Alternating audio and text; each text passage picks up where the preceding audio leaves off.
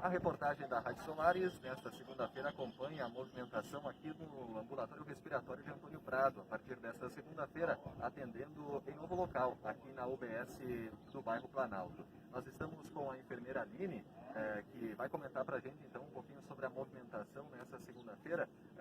Por ser início de semana, né, Aline, uma movimentação um pouco maior, é isso? Bom dia. Bom dia a todos. Sim, na segunda-feira é o nosso dia de maior movimento. Então, hoje é o dia onde a gente geralmente realiza maior número de testes e consultas devido ao final de semana. Ok, nós temos nesse momento, Aline, quantos profissionais atendendo aqui no ambulatório?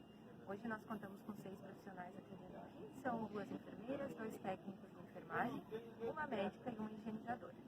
É importante a gente repassar para a população também a questão dos horários de atendimento, né? E quem deve procurar aqui o ambulatório respiratório. Certo. Então, o horário de atendimento continua igual. No ambulatório respiratório, que era em frente ao campo, das 8 ao meio-dia, da 1h30 às 5h30.